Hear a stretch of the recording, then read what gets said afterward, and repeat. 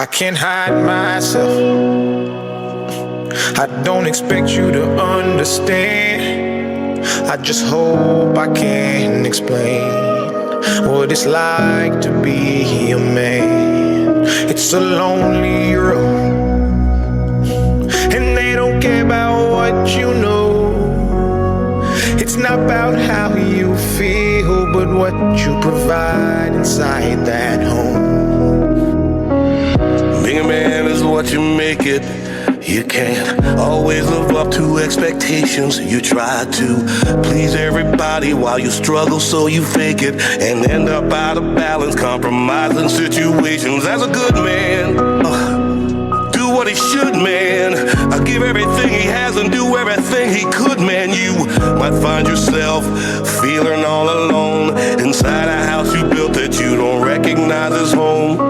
And that's what my daddy told me, and I'll tell my son the same. Now that I'm older, I relate and I actually feel his pain. He never cried, he might have lied, but he did not complain. And he said, son, one day you'll have to do the same.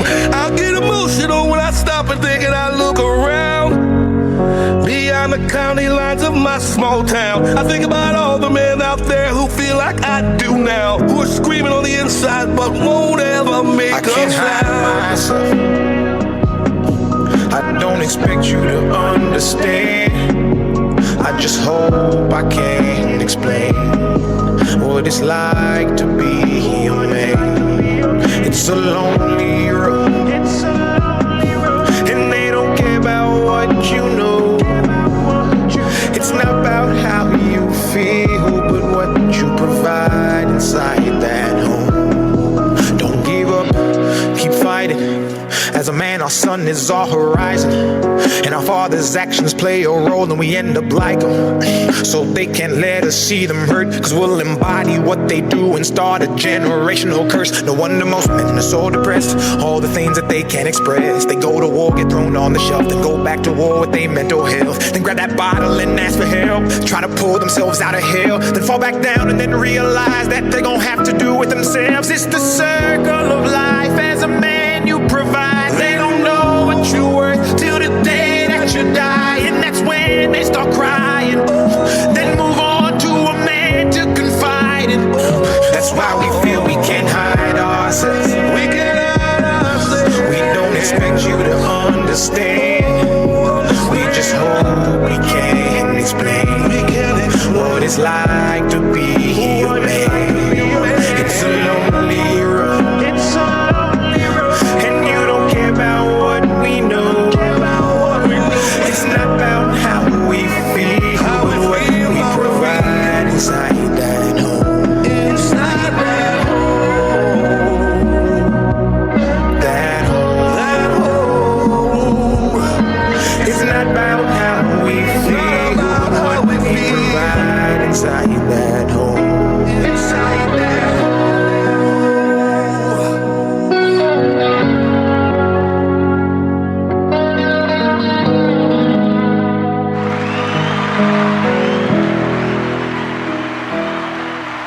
Hey everybody, welcome. We're glad to see you tonight.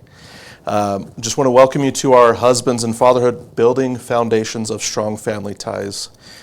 My name is Nate Worthington. I'm the owner of Link Finance, and here's my amazing co-host, Bo Peely, the owner of Oasis Title. Just want to share our purpose and mission of the podcast. Our purpose is helping men all around the world become better fathers and husbands, one podcast at a time. Helping them recognize their wins and struggles and giving them a community that they can relate to. Then, collectively as a group, we can raise the tide and help one another serve our families in a stronger and greater way. Once again, thank you. I know you guys have lots of other things that you could be doing with your time, and Bo and I both very much appreciate that you would give us some of your time and listen, and we hope that this will be as beneficial to you as it has been for Bo and I. And I want to turn the time over to Bo so he can introduce our topic today. Yeah, thank you, Nate. Miss you for the last couple of weeks. We just, with summertime and when you have children, and it's the essence of what we're trying to create. We're trying to create a community of, all right, how do you find that balance of being a father, being a husband, and working, being an owner of a company. There's just so much involved, and so grateful that you're here this evening with us, and that you are willing to let us into your lives, and hopefully that from what we share, experiences and comments, that you're able to take some of these things home, and not necessarily life-changing. We're not, I'm not a therapist, psychiatrist, I don't have an MD, but I do have many, many years of experience, both as a husband and as a father, and even as a son.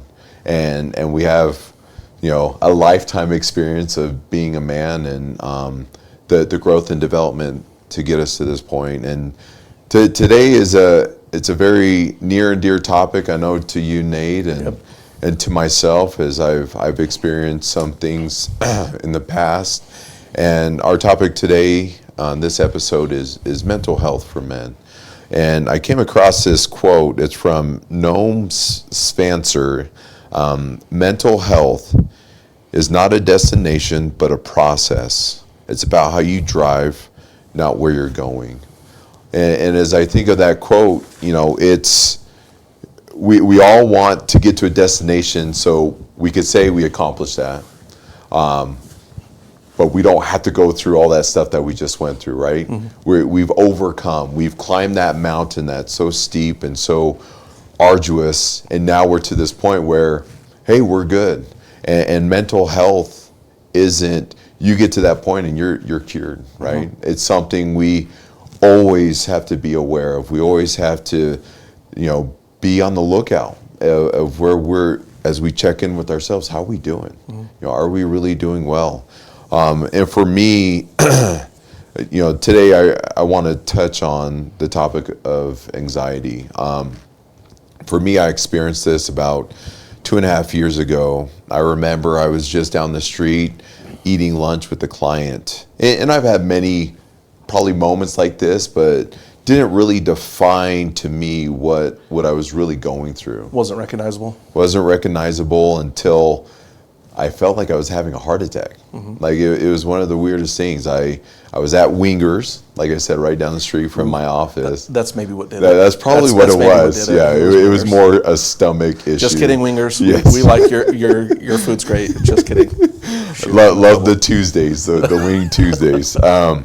And while I'm there, I'm with a few friends, and I start feeling this physical sensation going down my arm, and I'm struggling a little bit, and I'm feeling a little weird, just my mind, if it was brain fog, and one of my friends was like, hey, Instacare's right down the street, just go check yourself out.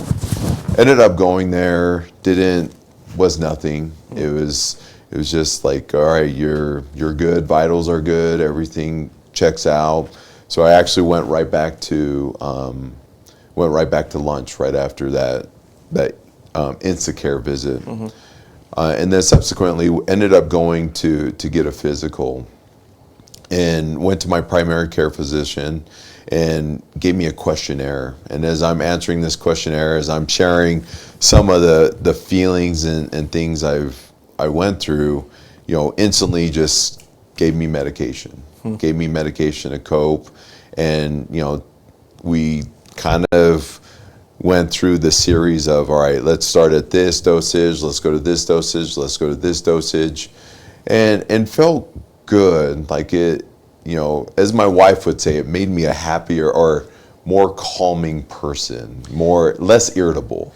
Do you feel like, when you say that, do you feel like there was that one instance where it was like, boom, here's anxiety? Or do you feel like after that, you could look back throughout the years and see the trend of it, or smaller experiences?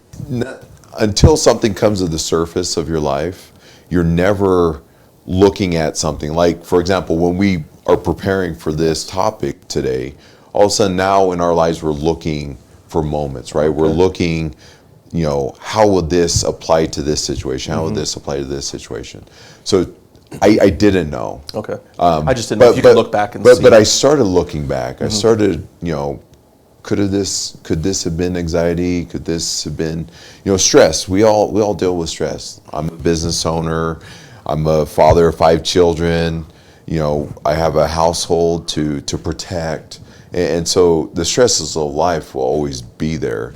And when that stress becomes overwhelming, the symptoms of anxiety, of brain fog, the physical symptoms, Tingling. like it starts coming on, and it starts coming on hard. And it was interesting because until a little while ago, I've come off of that medication, and do I still go through it? Yeah. And just like that quote that I said earlier, it's, the destination, I'm still having to progress. I'm still having to be in the driver's seat, dodging the potholes, dodging the rocks that are coming off those dump trucks, and making sure I don't, get that rock chip in my windshield, so that my vision and the clarity can continue to be clear. Yeah. But the recognition of it is, by going through it, has allowed me to recognize it at a greater level. And I just want to share just some statistics on that I came across. 27.3% of Americans aged 18 and over have symptoms of anxiety disorder, and that's from the Disease Control and Prevention. 41.7% of young adults 18 to 29 suffer from anxiety as of 2022. Anxiety affects 31.9% of adolescents between 13 and 18-year-olds. And only 36.9% of those that actually suffer from anxiety get treatment. Isn't that crazy? Like, there's something there. You've been diagnosed, but you're saying only 36% of people are even going to try to fix the issue. I think that goes along with this whole topic of mental health. I think a big part of it's pride. Yeah. I think people really struggle to accept help or admit they need help. Someone diagnoses it and, okay, I'll take care of it. I'm not gonna take anything. I'm not gonna change anything. I'm not gonna do anything. I'll work it out. I'll figure it out. Yeah. I think that's probably a big reason why people don't get the help they need. Pride, ego, right? We want to be strong, right? We want to be stoked. Nothing will ever affect us because we're so strong. We're manly men. We're not going to allow a little situation, identify who we are. Yeah. But the reality is, I was listening to a podcast, and they related it to being a child.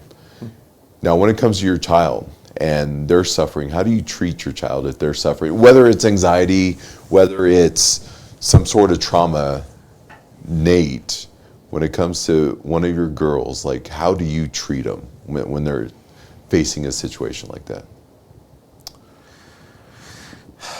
There's a lot of conversation with me and my wife, I'd say, to figure out what's the best steps that we feel like. It's funny when you said that. I actually remembered reading something that said one of the biggest indicators of if children and young adults, the 13 to 18, if they will struggle with anxiety, one of the biggest indicators of it is if they're rushed by their parents all the time. Like, hurry, hurry, hurry, get in the car, hurry, hurry, get back from school, hurry, hurry, hurry. Which, I mean, is the case when you fill your life when it's busy, but at the same time it was like, hey, when parents leave things to the last minute and rush their kids develop that in their brain as they're trying to figure out who they are, being rushed, and anxiety all of a sudden go hand in hand with young kids. How I would address it with kids, we're going through something kind of right now. Yeah. My oldest, for whatever reason, is really struggling with sleeping. I don't know, we're still trying to talk to her. I think the biggest thing is communication, and I'll say this, we think we know what it is. Yeah. We think we see the source or the causes of it. And as we talk, I think trying to put words and explain it to them so they can put words to their feelings or what it is they're experiencing is huge, that we're going through right now, where we're trying to say, what's the matter? I don't know. And I think the big thing is they don't know quite yet how to express themselves. I think that goes with adults too, right? I think when you're struggling, when you were having that wingers situation where you were having that, could you have said, if someone said, what's going on, did you have the perfect words to describe what you were going through? No, I thought I was having a heart attack. Well, so now you're not taking the medication anymore. Yeah. Feel like you're in a better place. Do you feel like you're still at times working through anxiety? Oh yeah. Well, because other symptoms of it, anxiety is like irritability and things like that. And I was a few weeks ago driving down Provo Canyon. I was about to just go crazy because of drivers. I'm a very impatient driver. Let's just put it at that. And we won't say anything further because I don't want that trauma coming back in my mind. But like I found myself so irritable, and I was telling my wife, I was like, God, I don't know why I'm so irritated today, and it felt like it was that whole day, all of Saturday. So I have been, as a reason or because I went through, this journey and process of understanding anxiety. Now I recognize those moments of, all right, this is, I'm being anxious right now, or also some of the physical. Sometimes it's like, all right, I'm having a hard time sleeping, or there's just these sensations that I'm having in my body. Oh, that's anxiety. All right, how am I going to lessen? Like meditation, prayer, reading a good book, doing those types of things have created more centeredness in my life, being more mindful. I was with my therapist about a month ago, and we did an exercise where he had me just sit there for 30 seconds and just feel. Or listen, listen. What am I listening to? All right, I could hear the air conditioning. I could hear the clock. I could hear people outside the room, and start just being more mindful. And then he went even further to then, what are you feeling? All right, the balls of my feet are in my shoe and it's rubbing against my sock, and the back of my legs are rubbing up against the chair. And so as you do that, you're like, all right, now I'm in a state where I know where this is coming from, and let's figure something out how to overcome it. And it's interesting, so really quick, before I go further, the reason why I asked how you're working through this with your child, or how you would, the fact that you're willing to do that to your child, but you're not willing to do that to yourself, I think is the biggest issue that we have in society. Because we're adults and we think we know everything, right? Don't we? But sure, of course, I do. We think we do, yeah, for sure. But if we take a step back and we recognize ourselves as those children going through that same thing, we would be a lot easier on ourselves and a lot more forgiving, and saying, hey, you know what? You're good. Like, Bo, stop it. Like, you are better than what you're allowing yourself. It's just like the conversation the other day. Oh, Bo, you do this. I don't feel like I do it. Like, I feel like I'm still trying to catch up, or I'm still failing. And it's like, all right, I need to take a step back and really say, all right, I'm doing well. I'm doing good. And that's why I asked when it comes to a child, you would treat your child completely different. Why would you treat yourself any different? Yeah. I think something goes along with that as well. You made a thought come to my mind where this is something that I struggle with. When I make mistakes, one, I'm hard on myself, but two, I would hope that people are patient with me. Yeah. But human nature, I think with kids and with other adults, sometimes we really struggle to give that patience. Where, I think when kids come to us in a very emotional state, we tend to leave the aggressiveness away out of the equation and be more mindful and calm and inquisitive to discuss what's going on. But I think on a day-to-day basis, I wonder when kids are having a hard time with anxiety or other symptoms that they're not quite dealing with, do you think we get really snappy? Do you think we're quick? Just like are we quick to be impatient with other people? When our kids are doing that and don't really quite know how to put their words to the anxiety or whatever strange feelings they're having, are we being patient? Are we taking the second to understand what they're feeling, or are we quick to be like, here we go again. Here's all these problems. Here's you causing problems with your siblings. Here's no matter what we do, you're always arguing with me about everything. Maybe they have anxiety about schoolwork. Piano. My kids have anxiety about piano. They're just finishing piano right now, but every Thursday, going to piano is a struggle. Pulling teeth. Yep. And I just came across a podcast. It's with Mel Robbins and Dr. Russell Kennedy, MD. And it's interesting because there's a couple great concepts that he talks about that, anxiety is an alarm system. Mm-hmm. So it's not necessarily our mental state, but more our body. Mm-hmm. And our body reacting to something to then we start overthinking all these things. Mm-hmm. But even that goes even deeper, where anxiety comes from separation. And you think way back in the day, that one time you were in the grocery store and you were playing with the toys, unbeknownst to you, your mom or your dad walks away and you can't find them. And all of a sudden you have this anxiety that you're lost, this fearfulness, right? And you're screaming and you're worried, but it starts young. And these kids, and it's like at those moments, how are we teaching, how are we regulating our children to then be able to cope and to be able to, like it said in that quote, to progress and not just be at that destination? Because that's where anxiety begins, is that separation, and then just goes further and further. Almost helping them to make good decisions and not panic. Yeah. I think by, for lack of a better term, self-regulating, they find a way to not panic, and they take appropriate steps to fix it rather than just running like a chicken with their head cut off. Exactly. I think when I think about that with going to the grocery store with as many kids as my mom had, I wonder if she was like, here, play with these cars, and tried to see if she could leave me. I need one less. So I'm going to pawn you off on someone else. I got to get rid of some of these fools. They're eating me out of house and home.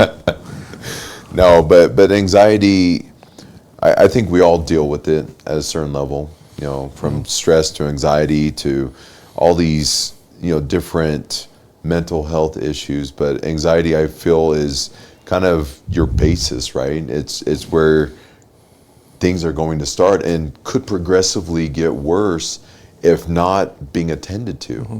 And just sitting down and recognize, hey, it's all right. We all have stresses, right? And the nice thing about stress, so the positive thing. So you go to the gym and you want to yoke up, you want to get swole, get big, bodybuilder, all this stuff.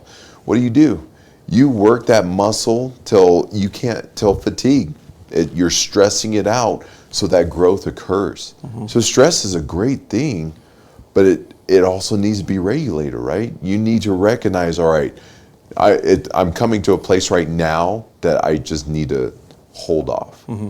And like we talked about a couple episodes ago, when we're communicating with our children, we just need to be still.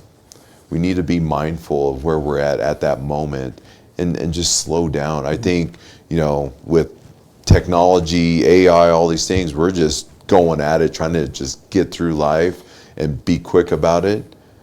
But what we need to just realize, we need to slow down. Mm-hmm. We need to slow down, start building relationships that will support us through this journey.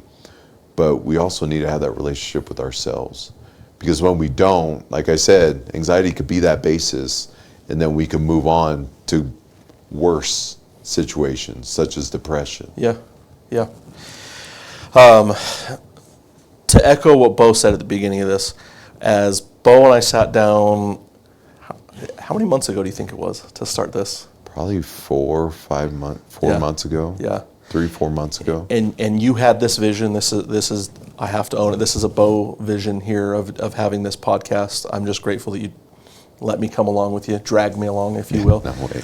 And we were talking about topics, and you had a list of topics that you had just been like, hey, here's things that have been weighing on my mind for years.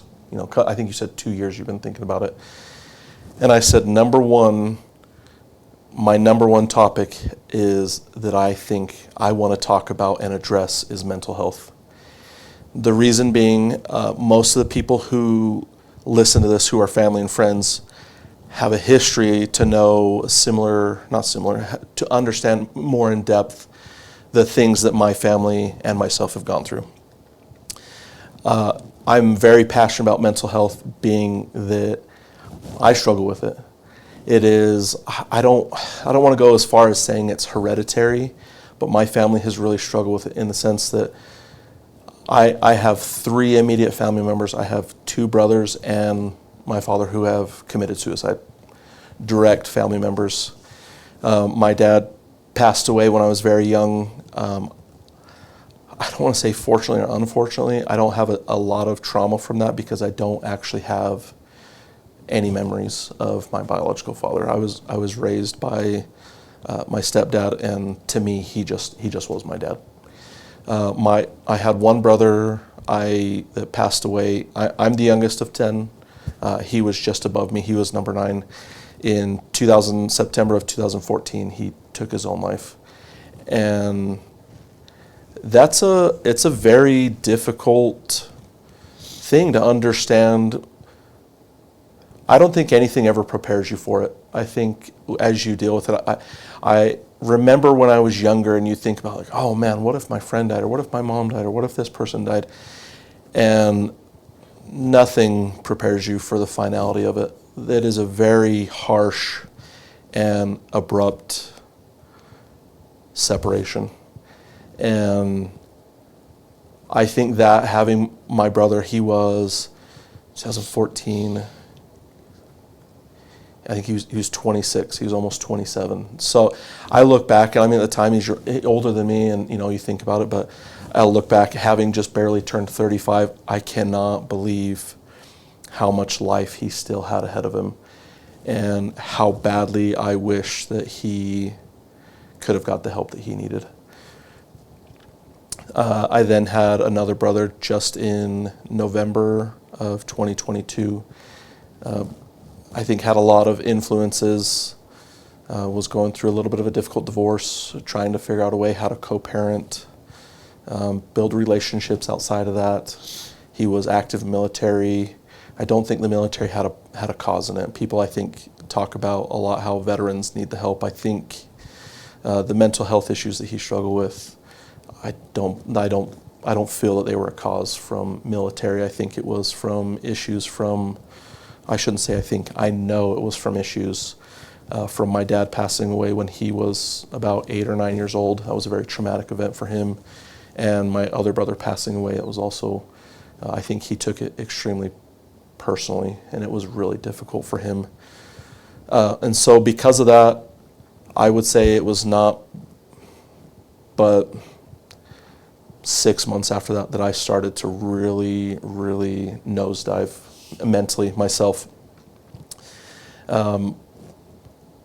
It's hard. I want to empathize with all the men out there who have had loss in their family, whether, I couldn't even imagine kids losing a child. I feel terribly for my mom, but to think about losing my own child, or to have men out there who, as a protector and a provider, to have something happen and to lose children, I couldn't even imagine that. So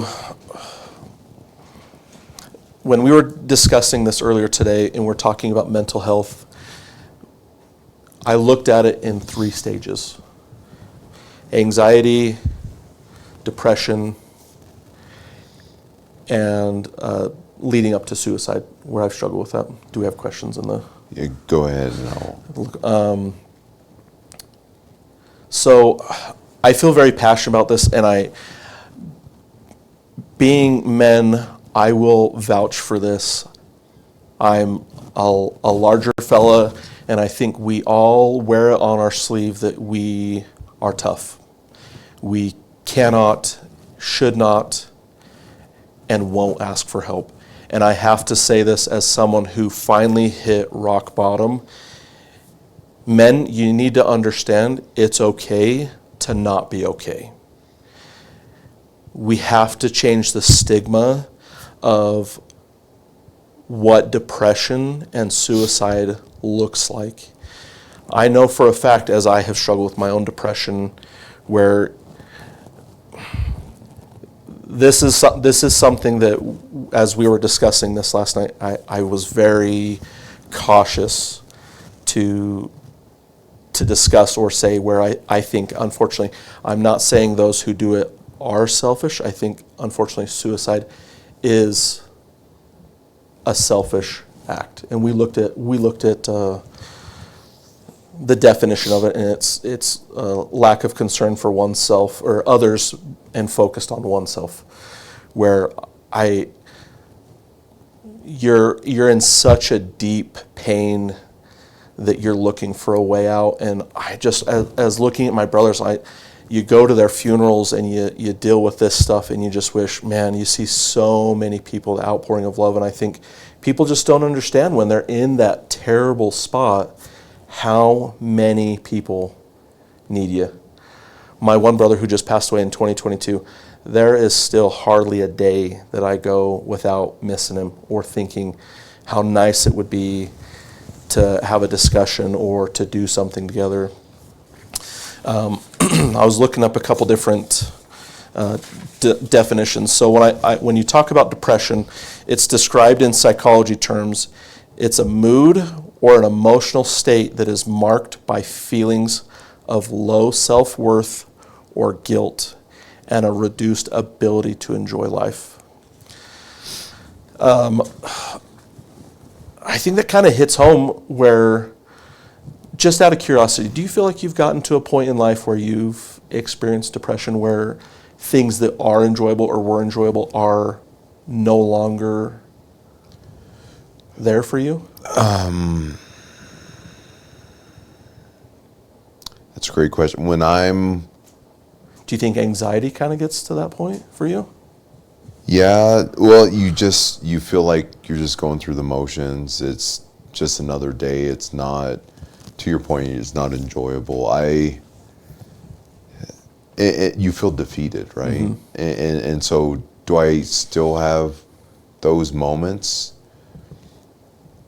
Yeah, no. I think now with purpose, the purpose of being a father, being a husband, like it gives me that extra boost. Mm-hmm. Like I just open up my computer at work and I see a portrait of my family. It's like, all right, that's why I'm here. Yeah. Even though it's a hard day, anxiety filled, I'm there. Yeah. So, yeah. Is that answering? Yeah, it is. Yeah. I just was having a thought. I feel like I need to go back a little bit where I feel like I wasn't explaining myself super good about. I don't mean to deviate. Where No. all of a sudden something just hit me where it's like you probably better explain what you mean by suicide being a selfish act. That's where I was very concerned about getting into that. Where I can vouch that when you're experiencing anxiety and it elevates to depression and then it gets into suicidal thoughts. I've been there a couple times where, and this is a very vulnerable topic, where there was a couple times over the last couple years where I didn't think I was going to make it through the weekend. That's how bad I was struggling. The complete definition of low self-worth or guilt, there was a couple times where I finally knew how bad it was getting when I started thinking about it way more often, and I had to tell my wife, I'm not doing all right. And I think she kind of knew. I think she could tell I was very angry and irritable. The depression doesn't just show up as someone who's lethargic and lazy and no motivation. It can show up, depression can exhibit itself as anger, irritability, short-tempered with the people in our lives. And unfortunately, the people closest to us are the ones that will absorb the brunt of that behavior. Yeah.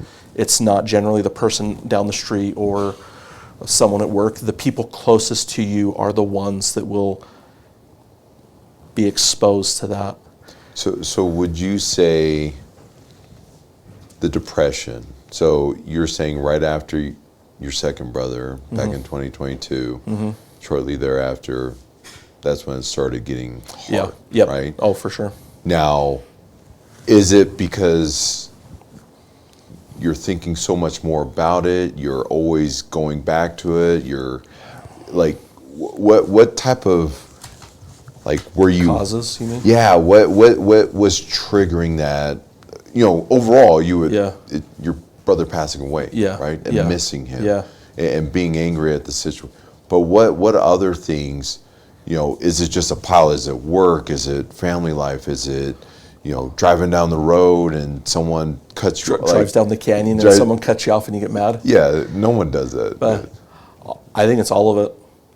And I can't speak to other men and what they experience. For me, it was a lot of anger and frustration at the situation with my brother, that he was in such a bad place. He thought all of us were better off without him, which was so not the case. He has 4 kids and they need him, and they're amazing kids.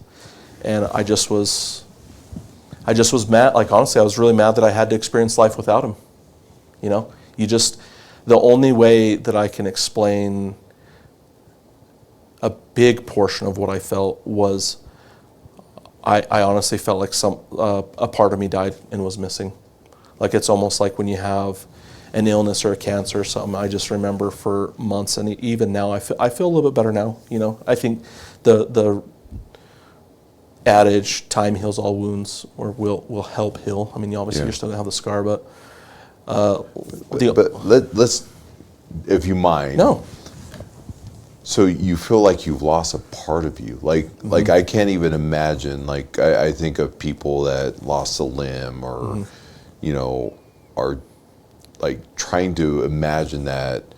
How do I get that back? Like, there's no way, right? It doesn't. Like, how do you cope with that? How do you cope with knowing that? And I would assume a majority of us have experienced a loss of a loved one, right? Yeah. And sometimes it's not the case in this situation with your maybe brother. Uncle, grandparents. just or growing old, and there's those types of things where you miss him. Yep.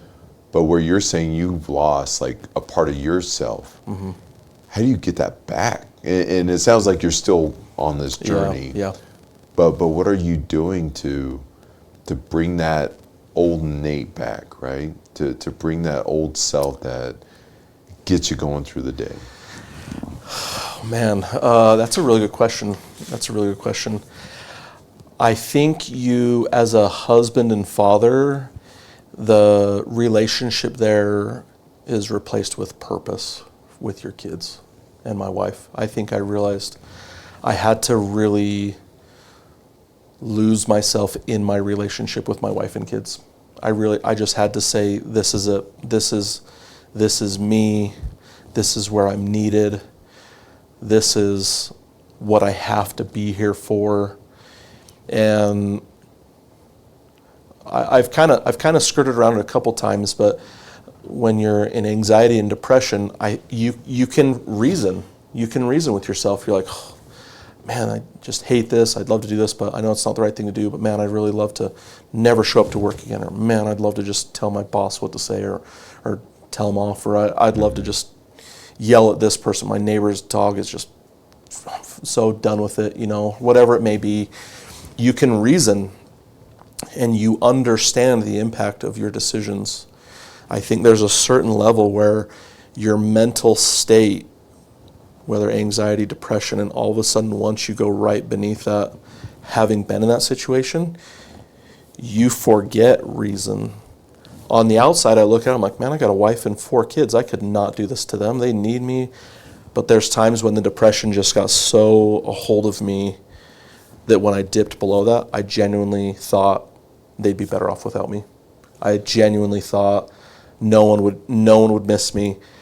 And it takes just holding on as much as you can, or someone helping you, that all of a sudden when you're down here and you come back out and you're like, how the heck was I thinking that?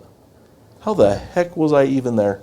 I know the impact I'd have. I know the impact on people just because of the impact that my brother had on me.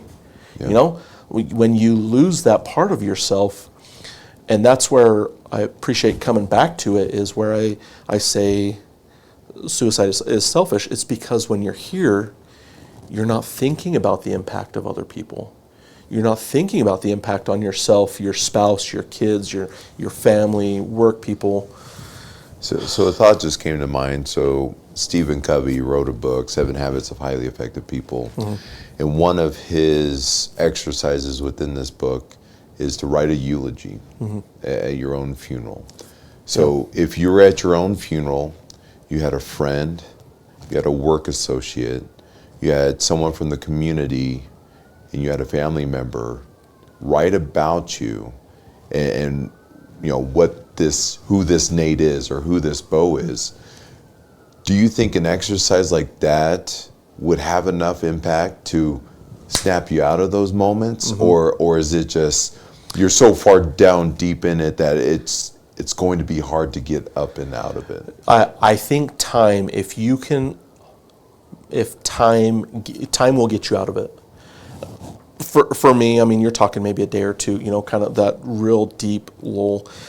I do believe that if you do that exercise, I think that is a great exercise. Honestly, I'd be almost interested to see if you could get people in your life to say, hey, if you were to write a eulogy for me, write it out for me. Have them write it. Because when you're in an anxious or depressed state, do you really think very highly of yourself or think that other people think highly of you? Oh, no. No way. And that's where mental health for men is such an impact nowadays, where men are not valuing what they are to themselves, their wives, spouses, and kids. I think to society. Yes. Yeah. And I looked up a statistic. Men who suffer from depression are 4 times more likely to take their lives than women. Wow. Yep. Men 4 times. And I try to think about that as I was preparing today. And why? Why? As I have lost family members and I've struggled with suicidal situations, ideations, and thoughts, why? Why is it that men struggle? And I think because deep down, I think we know our value, but we're afraid to not achieve it. That's my opinion. I think when we falter or do something, maybe have a fight with our spouse, maybe we struggle with our kids, we lose sight that really, of all the good things that we do or can do, one blip of having an argument does not define who we are as men. Yeah. And I think that is something that we as men need to be self-aware of, that we got to stop hiding behind the mask of I'm a big tough man, I don't need help, or people will think less of me. Yeah. The numbers aren't lying, fellas. Like, men struggle with it because of the weight of providing and being the protector, provider of our families. And I truly believe if we falter, we take it so dang personal that we are so afraid to fail or to struggle that we just start going right down that rabbit hole. It's interesting you say that. I had a situation this past weekend where Saturday I'd say more anxious and I messed up. I made a mistake and I was so anxious. I remember I'm on the floor in my closet and I'm like, what did I do? How am I going to fix this? So what I ended up doing after that, I went and ran 6.5 miles on the treadmill, just trying to bring, whatever anxiousness down, releasing those endorphins. And then I had this thought, I was like, Bo, you need to forgive yourself. Like, you can make mistakes. You don't have to be perfect in this situation. You don't have to be perfect in anything you do. And I wonder, because I know I'm a perfectionist. It has to be, I can't make any mistakes. Everything has to be 100% correct. If it's not correct, it's wrong, restart. So kind of that type of attitude where it has to be correct 100%. And if not, then I'm failing, right? The minute I learned that principle of forgiveness for myself, all of a sudden those feelings started going away. I started being easier and saying, hey, you know what? you're going to make a mistake, and that's all right. And I wonder if as us as men, we think we have to be perfect. You know, when our kids come into our room after, you know, a hard night, and we wake up, we have to be, you know, uppity and ready to go and excited, and the leader. It's like, how can I lead right now? I'm tired. I'm exhausted. I'm stressed out of my mind. Like, you've already got a checklist of things you got to work on. And then now I'm going to treat my kids like crap because the way I am. And it's like, then I'm going to beat myself up even more and just beat myself down into a depression. It's like, is that fair to us? And I wonder if that's some of it. Are we willing to forgive, not just of other people? I think we're quick and easy to do that, not all the time, but quick and easy to do that. But do we do it for ourselves? How many times do you think you've gone through or made a mistake in a situation, and years later you think about it and you're just like, I can still think about stuff that I did in middle school. And I'm like, why the heck did I say that? I was so stupid. Or why did I do this? Like, when you look back, and hindsight's 20/20. Yeah.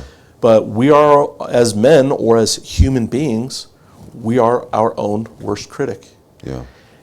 And I put myself, sometimes when I think about mental health, and I hope that this will help you men out there who may struggle with this, put yourself in a different situation. As a husband and father, we hope and expect to be perfect, right? As children of our parents, if they made a mistake, would we want them to have those terrible thoughts, or do you think we as children would be more patient with our parents? Or do you think when your parents make a mistake, if it's a small mistake, do you think you're like, I'm gonna freaking beat you up for days about this? No.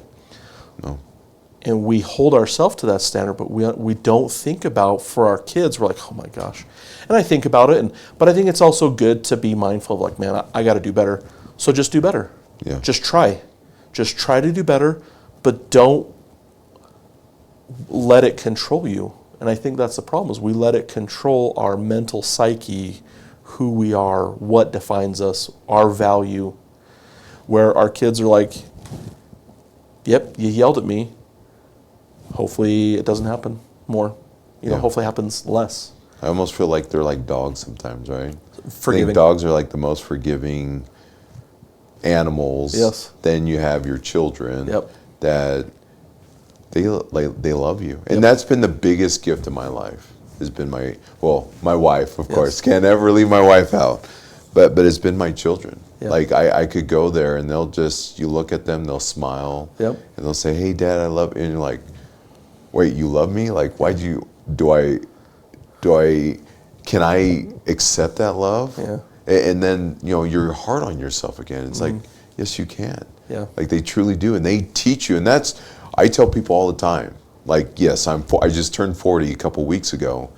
I have learned more in the past 15 years of my life of being a father than I have learned my entire life. Mm-hmm. Every emotion, every situation is different, and I continue to elevate my ceiling of understanding because I am a father and because I am a husband. And I love that, taking a step back and forgiving yourself and realizing, hey, you're not doing a bad job. And I need to do that sometimes. I don't do that enough. We as men need to look at the whole picture. We get so focused on a minute detail of, I'm doing terrible today, or I'm doing terrible this week. I'm doing terrible this month. I'm so irritable. I'm so impatient. I'm so snappy with my wife. We're arguing back and forth, and is this ever going to stop? Yeah. You're talking. It very much reminds me. It's funny that you were bringing this thought came to me earlier. If my math is right, 60 minutes in an hour, 24 hours in a day, you have 1,440 minutes in a day. Say you have $1,440 in your hand, and some jerk comes along and takes $5 of it. You gonna lose your mind over that $5, or you gonna be glad that you have $1,395 left? Yeah. Or $1,435 left. Yeah. we allow ourselves to lose focus of the big picture. Yeah. That you're driving down the canyon and some jackwagon cuts you off, and we lose our mind. And it's like we're allowing 5 minutes to ruin our day. Yeah. Or our week or our month. And so I try to remember that and just understand these people don't have control over me. No. My work doesn't control how I treat my family. I control it. I still hold the rest of the money. Does it mean I'm perfect?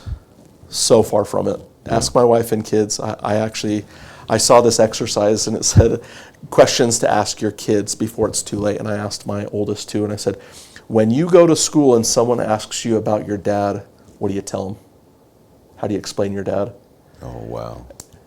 And they're like, what does that mean? What does that mean? And it was very humbling to say, my dad can be mean sometimes. I'm like, nice. I love that that's the first. I love that that's the first answer. But I hope you as men would welcome that at times. My kids weren't saying that to tear me down, but I will tell you, I look at it as very serious constructive criticism. Yeah. Perception is reality to kids. To anyone, but especially to kids. Am I a mean dad? I can be at times. Yeah. We all can. Am I an impatient husband? I can be. It's something, it's something I struggle with, but it's a huge focus of mine not to be. I would encourage you men to welcome that feedback and not take it personal, just like we did with our communication with our wives. How are we at communicating? Your wife's like, well, Bo, I am just glad you said that. I've been writing this list for 10 years. See ya, I'm good. Yeah. But why can't we do that with our wife and kids and say, when you think of me with other people, what do you think? Yeah. And welcome that genuine feedback. With that feedback, you will understand what reality is to other people, and from there you can address it. What if I never knew? Like, what if my kids were like, my dad's to me, I'm like, oh, my dad's fun, and he's funny, and he jokes with me, and we do this, Honestly, when they were like, hey, my dad can get mad at us sometimes. I never thought that. But that is the little bit that my kids remember at times. And I realize sometimes you just need to breathe and work on that communication with kids so that you're not implanting anxiety or ruining that relationship with kids. So we are getting close, and we have a couple questions to ask. Sure. But I want to, right now, where you're at right now in life, and the struggles that you've gone through, if you were to give one piece of advice that would benefit an individual going through depression right now and ideations of suicide, what piece of advice, in a paragraph, what would you give to that individual that's struggling with that situation? Yes. Like I said before, it's okay to not be okay. People are just, as men, we're too afraid to not be okay. The problem is ignoring this situation doesn't make it go away. It's okay to ask for help, whether it's from spouses, from neighbors, from family members. And it's okay to ask for help or to, for whatever it may be. I take medication. I was in a bad enough spot that I said, I'm not going to ignore it. I can't do it alone. I need some medication. It's okay to not be okay, and it's okay to ask for help. It's so much more important to have you here by asking for help than not asking for help and to miss you. I love that. It's people, I can guarantee you, if I could just tell my brother something, and he was working on it, my last one that passed away. Yeah. He was working on it really hard to be better, but I just don't think he understood how much it would impact everybody with having him not here. So I think Be patient with yourself. Love yourself, because you got to understand so many other people do too, and they count on you. And it's okay to not be okay. Thank you. Yeah. And thank you for sharing your story and your journey as you continue on this journey. Yep. We're not to that destination. It's 100%. It's you are driving down this road of life, and you'll continue to. You'll still have those potholes, but know you are loved, and you have a community of people here in this podcast. And as we build up this community, I hope, and that's my vision, is that we come together as men and we support each other, and we're able to share experiences and connect with one another. And that's why we go through experiences in life. It's not just for our own good, but it's for the building up of others and giving them that hope that I think we all need. Yeah. And we're wrapping up, but we do have a couple questions. From one of them is there a 24-hour hotline for someone that's having a difficult time after hours that you can share? Yep, I actually had it ready to go. If you dial 988 is the suicide hotline number. You can call and you can text. It now is no longer a 1-800 number, whatever it was. 988, no different than 911. 988. You can text, you can call 24 hours a day, just like 911. 988. Put it in your phones. Thank you.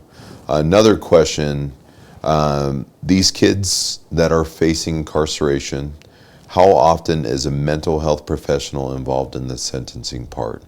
If these youth that's dealing with mental health issues committed a crime based on trauma they're suffering, sending these youth to prison in some cases is not the answer.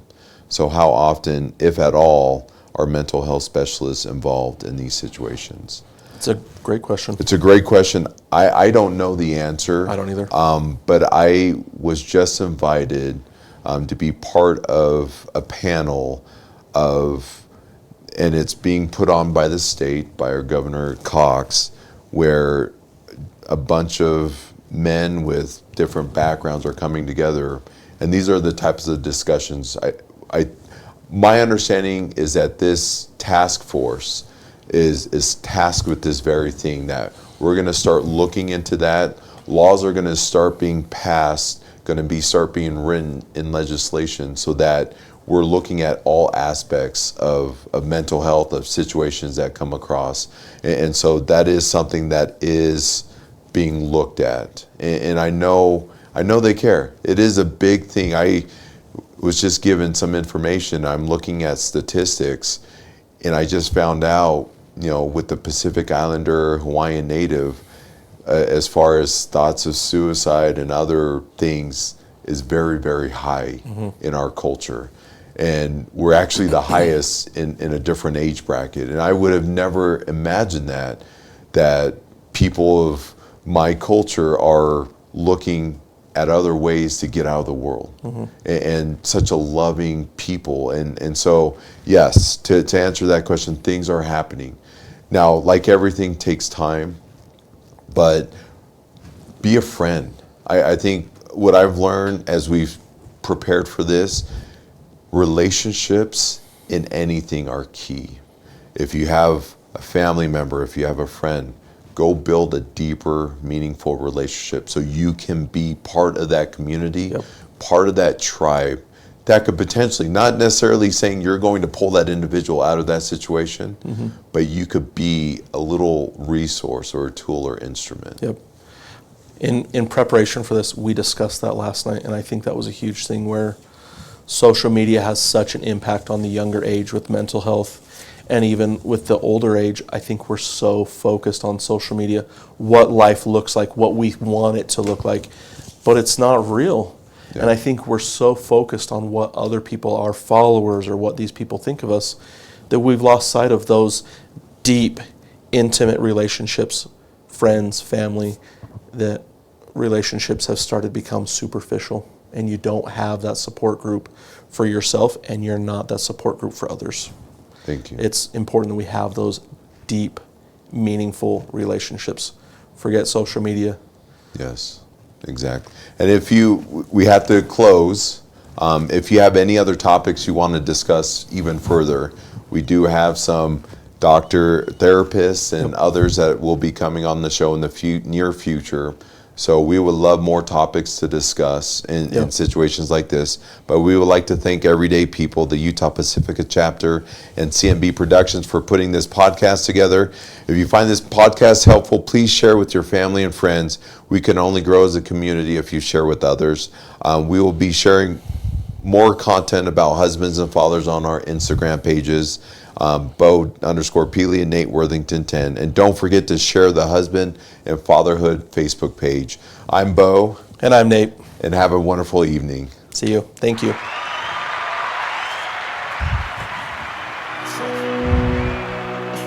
I don't expect you to understand. I just hope I can explain what it's like to be a man. It's a lonely road, and they don't care about what you know. It's not about how you feel, but what you provide inside that home. Being a man is what you make it. You can't always live up to expectations. You try to please everybody while you struggle, so you fake it and end up out of balance, compromising situations. As a good man, do what he should, man. Give everything he has and do everything he could, man. You might find yourself feeling all alone inside a house you built that you don't recognize as home. And that's what my daddy told me, and I'll tell my son the same. Now that I'm older, I relate and I actually feel his pain. He never cried, he might have lied, but he did not complain. And he said, son, one day you'll have to do the same. I'll get emotional when I stop and think and I look around beyond the county lines of my small town. I think about all the men out there who feel like I do now, who are screaming on the inside but won't ever make a sound. I don't expect you to understand. I just hope I can explain what it's like to be a man. It's a lonely road, and they don't care about what you know. It's not about how you feel, but what you provide inside that home. Don't give up, keep fighting. As a man, our sun is our horizon, and our father's actions play a role, and we end up like them. So they can't let us see them hurt, cause we'll embody what they do and start a generational curse. No wonder most men are so depressed, all the things that they can't express. They go to war, get thrown on the shelf, then go back to war with their mental health, then grab that bottle and ask for help, try to pull themselves out of hell, then fall back down and then realize that they're gonna have to do it themselves. It's the circle of life. As a man, you provide. They don't know what you're worth till the day that you die, and that's when they start crying. Then move on to a man to confide in. That's why we feel we can't hide ourselves. We can't hide ourselves. We don't expect you to understand. We just hope we can explain what it's like to be a man. It's a lonely road.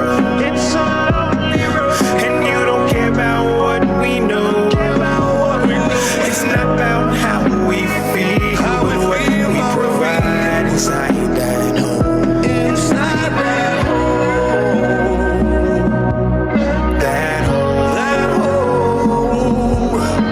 It's not about how we feel, but what we provide inside that home.